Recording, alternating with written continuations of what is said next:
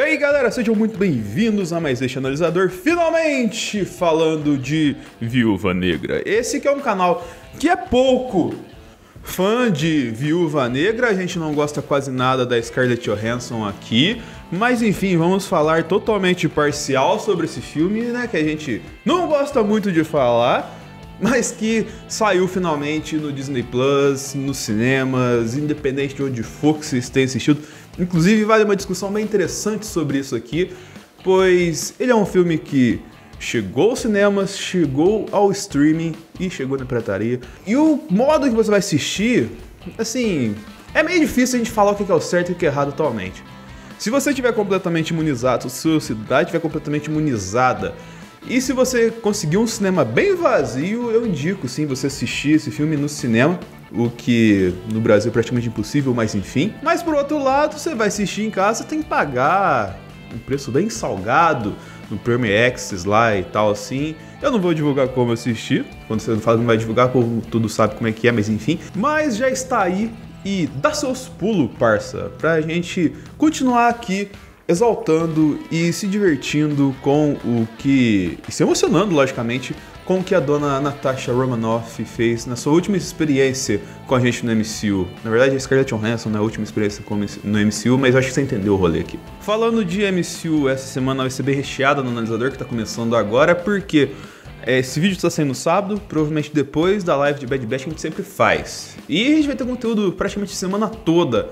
Na segunda-feira a gente vai ter uma live com uma galera discutindo, que a gente vai falar bastante aqui sobre Viúva Negra. Vamos receber um pessoal aqui para compor a mesa de modo equilibrado, algumas garotas também, pra gente trocar ideias sobre representatividade, o que foi, o que não foi bem feito e tal. Vai ser um papo bem bacana, eu quero participar de vocês também. Assim como eu quero a participação e a torcida de vocês na terça-feira, 8 horas da noite, lá na sessão de aluguel do meu querido amigo Marcos Lázaro, que tem um link aqui na descrição, no Jogo das Pistas, onde enfrentarei a grande Melissa Andrade, lá do pessoal do Zona E, e do Roxinho, que ela faz outras lives lá também, e que eu estou na final contra ela, e ao vivo estarei com vocês lá. O Marcos faz umas perguntinhas bem chapturas sobre cinema, entretenimento, assim como a gente faz algumas perguntas e questionamentos que provavelmente teremos respostas na quarta-feira, pois aqui às 9 da noite faremos uma live de Loki, fechando, como a gente sempre tem feito às quartas-feiras aqui neste canal,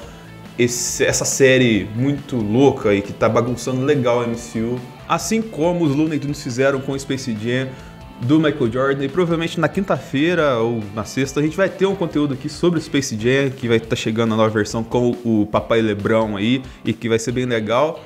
E como live pouco é bobagem, na sexta-feira uma live de veredito às 8 da noite, trocando ideia com o pessoal sobre Loki, tudo que aconteceu, para dar um tempo da galera assistir e tudo mais também.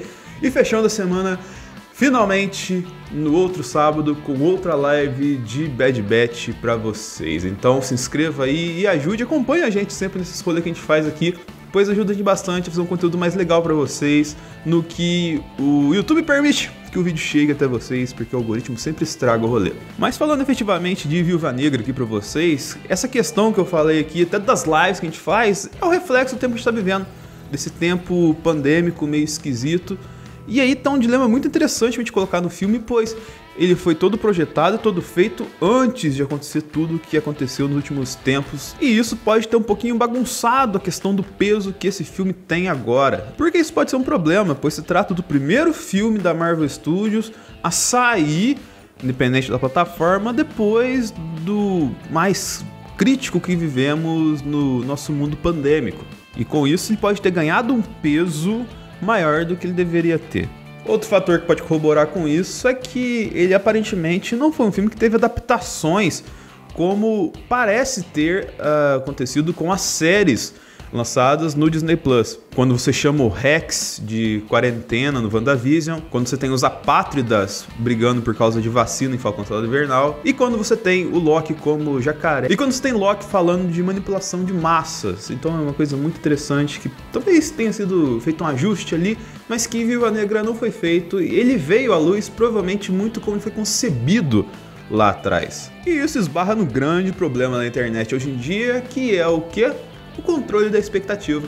Primeiro porque, por ser uma obra da MCU, sempre tem uma régua muito mais alta que as outras. E segundo, que como eu venho dizendo há algum tempo nesse canal, o MCU agora ele meio que se dividiu em vários núcleos assim.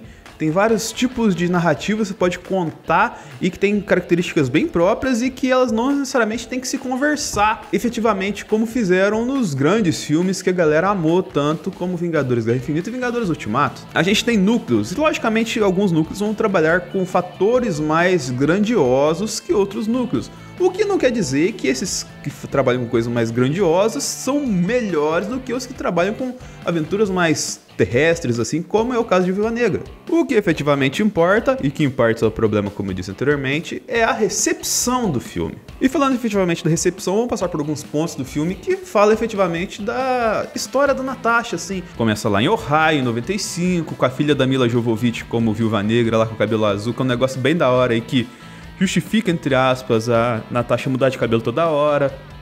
Dela criança brincando com a Helena ali e tal, e fazendo um sinal da subir lá. Então, que uma responde a outra, vai, ficou uma porcaria isso aqui, mas enfim. E que meio concretiza uma coisa que elas vão levar pra vida inteira, que é a questão de ser forte, de ser uma pessoa forte, e principalmente uma mulher forte. E aí todo o rolê que acontece com o Alexei e o projeto que ele rouba, provavelmente uma instalação da SHIELD ali, eles têm que sair correndo com a Melinda e com a Helena pra Cuba, já que eles são comunistas e tal. E aí acontece todo o rolê delas acabarem entrando para o projeto da Sala Vermelha e tem os desdobramentos que ficou clichêzaço e que acertadamente a Marvel não explorou no filme o treinamento, senão ia roubar muito tempo e lá tal sim. Uma coisa que a gente já viu lá atrás em Vingadores era de Ultron. E partindo de Era de Ultron, a gente tem lá o Guerra Civil, e depois da Guerra Civil a gente tem os desdobramentos muito doidos que dividiu a galera na Marvel, que você tá cansado de saber, e é nesse ponto que a gente chega na história do filme que a Natasha está fugindo do Pacto de Sokovia e do General Ross, e acaba entrando numa missão onde ela reencontra arquivos de Budapeste através do seu amigo Rick Mason. E que aí que começa o grande problema que ela tem que resolver, pois ela recebe uma malinha ali que tem uns frascos vermelhos. E esses frascos vieram de Yelena Belova, que é a sua irmã, e que se libertou quase que acidentalmente do domínio do Projeto Sala Vermelha por parte do Dreykov, que é o cara responsável por todo esse rolê maluco. Pois dentro desses frascos tinha um gás que, vamos colocar assim, liberava as viúvas negras do projeto de ter um controle sobre os desejos do Dreykov. Porque tem uma questão muito doida ligada a feromônios e tal, assim, que ele controla elas por conta do cheiro e tal. E ficou bem explicado no filme aqui. Você vai assistir que você vai entender muito melhor do que eu falar qualquer coisa aqui. Mas enfim, se desdobra tudo em cima desse gás e ela tem que voltar pra Budapeste, onde é o esconderijo dela, é onde tudo aconteceu, aquela história dela com o Gavião Arqueiro que a gente não vê no filme, mas descobre que é só uma parte de tudo que aconteceu. A gente descobre que Budapeste foi a missão de derrubada da Sala Vermelha, que ela contou com a ajuda do Clint ali para fazer. E tudo que tem as brincadeiras lá no esconderijo dela, que tem marcas de flecha na parede e tudo mais, só que parece que não foi um serviço muito bem feito, porque até a Helena pergunta pra ela, e o corpo? Cadê o corpo do Dreykov que você matou e tal assim? E como todo mundo sabe, principalmente em Star Wars, se não tem corpo, não tem morte. Com isso, torna a aventura de Budapeste inútil, porque não caiu nada, só derrubou um prédio de 5 andares, mas que serve pra gente ter o desdobramento das viúvas negras irem atrás da Natasha e da Helena, e principalmente do Taskmaster, do treinador ir atrás delas no filme inteiro. E aí um ponto acertado do filme, pois ele é um mashup de tudo que a gente viu no MCU até agora. Questão de, quem não sabe, o poder do treinador é copiar os movimentos de quem ele apenas vê. Então ele luta muito bem com o escudo como o Capitão América faz, ele sabe manipular uma faquinha muito bem igual o Soldado Invernal faz, ele tem umas questões bem peculiares como garras nas mãos, assim como o Pantera Negra tem, e tem os movimentos de luta bem, vamos colocar, característicos da Viúva Negra também. E aliado do exército de Viúvas Negras, a perseguição que rola ao longo do filme é um dos pontos fortes, é a ação, que é bem legal, bem característica sim, só que talvez tenha um desequilíbrio aí, pois tem bastante ação, mas talvez tenha pouca ação da Viúva Negra, e talvez seja um ponto que a galera esteja questionando. Eu não me incomodou, mas vou colocar assim que a ação efetivamente da Viúva Negra lá passando a perna, trançando e girando 360 em cima da galera e tal assim, isso não tem tanto. E depois desse rolê todo, as duas concluem que elas têm que derrubar o projeto da Sala Vermelha. E aí elas têm a ideia genial de ir atrás do Alexei, o nosso querido Guardião Vermelho, que está numa prisão russa lá, meio que vangloriando do seu passado e lembrando de histórias que talvez não tenham acontecido, principalmente com o Capitão América, sobre a fase de Guardião Vermelho dele, assim, ele tatua as glórias dele ao longo do corpo e tal, mas tem aquela pegada de gordinho, fortinho, que a galera aprendeu a amar de Stranger Things, e que gera momentos maravilhosos de cenas de incríveis de ação com vários gadgets assim, que da hora que eles utilizam um action figure, né, para tirar o ponto e colocar para comunicar, numa cena maravilhosa de fuga de prisão, que tem avalanche e tudo mais. E eles acabam indo de encontro a Melinda, que é a personagem da Rachel Weisz, que está muito bem no filme também, para fechar esse plano de derrubada da Sala Vermelha. Só que o que eles não esperam é, primeiramente, achar um Alexei, assim, um pouco desregulado, um pouco, assim, zureta das ideias, que só fala do passado dele e tal, assim, e que se vangloria de algumas coisas bem escusas. E de outro lado, uma Melinda, assim, um pouco traumatizada com tudo que aconteceu, um pouco calejada do mundo e tal, gerando, assim, uma discussão bem interessante sobre abandono parental e sobre influência de família, que foi grande parte da discussão do filme e que é uma discussão bem legal a gente ter, por conta de que essa foi a família que a Helena e a Natasha tiveram. E foi uma família totalmente disfuncional porque ela nunca existiu, era só de fachada. Com isso tem vários tipos de questões ali ligadas a traumas de infância que elas carregaram ao longo da vida e de arquétipos de família mal construídos, assim, para construir a personalidade delas. E isso é um ponto muito interessante e é um ponto que assinala muito o que a Natasha sente lá no Vingadores Ultimato e que ela reafirma aqui pra gente com mais clareza de que ela entrou pros Vingadores, ela ficou com os Vingadores porque ela se sentiu parte de uma família, efetivamente. E depois desse momento família, como diria o Toretto, a gente tem o desdobramento do último arco ali do filme, que é a tal da derrubada do projeto da Sala Vermelha, onde tem alguns gadgets que a gente viu ao longo da MCU, que eu não vou falar o que é se você ainda não viu o filme, apesar de eu ter contado bastante parte dele aqui, mas enfim. Tem algumas coisas bem bizarras, mas que, sendo a Viúva Negra fazendo, a gente tá acostumado de ver ela executar pra desdobrar, assim, tipo como dar uma cabeçada em alguns lugares bem peculiares, assim, pra conseguir parar de respirar ou parar de sentir certos cheiros. Fruto do que ela aprendeu com a Melinda ali, que é da hora que ela treina uns porcos assim, e talvez isso seja um desdobramento do projeto que o Alexei rouba lá no começo do filme, que tem um disquetezinho que passa muito despercebido. E aí que a gente tem os grandes momentos de ação do filme, assim, aquela cena que tá tudo caindo efetivamente, que a gente vê nos trailers, e no meio da cena a Viúva Negra tá caindo também. É uma das melhores cenas de ação da MCU, nessa questão de uma história bem rasteira de ação, assim como a gente tem, por exemplo, as coisas do Capitão América e do Falcão Soldado Invernal, por exemplo. Cara, uma das melhores coisas que eu já vi, assim.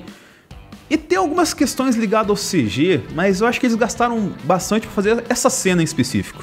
Essa cena ficou muito bem executada na questão do CG dela, assim. Tem uma... Apesar do absurdo que é uma pessoa saltar no céu, assim, e fazer um rolê gigantesco até cair no chão, essa parte o CG tá muito honesto, né? Tanto o confronto dela com o treinador, que a gente descobre que é a treinadora porque é filha do Dreykov lá, que ele ficou pistola porque a Natasha tentou matar ela. Mas o problema vai com o CG no filme como um todo. Tem umas partes muito bizarras. A parte que o helicóptero cai no chão, assim, é muito esquisito e tal, assim, dá uma desligada e tal. Mas, no geral, assim, tirando essa parte que é muito gritante ali, que você vê que, nossa, é muito plástico, né? É muito... Parece que tiraram de um jogo e colocaram na vida real ali, ficou meio esquisito. Mas tirando isso, é aceitável sim o CG, mas poderia ser melhor, logicamente. Uma coisa também que é interessante a gente colocar aqui nessa questão do CG, que eu lembrei, é que esse é um filme que ia pro cinema, e talvez algumas coisas pro cinema por ser na tela grande não tem um requinte de produção bem executado, não tem uma finalização tão bem feita pra ir pro home video. E até nesse ponto é interessante porque eu acho que isso vai como geral para todas as obras que estão sendo feitas agora nesse momento pandêmico, pois a gente tem até o caso do WandaVision, que teve o pós-crédito remodelado, a questão do cenário e tal assim, que ficou uma coisa mais limpa, mais real, só que gerou uma manchinha que todo mundo falou que é o Doutor Estranho, mas que é só um reflexo de câmera. Ou seja, eles vão acabando, eles vão preparando o vídeo para ficar numa qualidade aceitável para ao longo do tempo e não para o momento do lançamento. Isso é normal na indústria. Mas finalizando o filme, a gente tem ali a derrubada da Sala Vermelha e meio que a libertação através do gás das Viúvas Negras e da treinadora. E com uma divisão ali que a gente tem de melhor desdobramento do final no Vingadores Guerra Infinita, de que depois da missão, apesar de ter um contato com eles ainda, com a família da Viúva Negra, eles ficaram muito mais em coordenar o projeto de Sala Vermelha para cuidar das garotas agora, e a Natasha voltou para ajudar o Steve e os Vingadores que estavam desertando no começo de Vingadores Guerra Infinita, tanto que o filme acaba com ela, com o Mason ali recebendo um Quinjet bonitão e ela loira, com a questão da jaqueta que ela usa verde, que é muito interessante, que foi, vamos colocar assim, a primeira coisa que a Helena comprou pra ela depois que ela saiu do controle. E sempre brincar, ela é cheia dos bolsos, ela é toda funcional e tal assim, que mostra a questão até de uma imaturidade que a Helena tem, pelo fato de que ela não cresceu com essas questões assim, tipo, de ter uma afetividade, de saber o que fazer e tal, e isso vai muito da questão parental também, deles não ter essa influência e ficar dessa vida de lobo solitário e tal, que atrapalha um pouco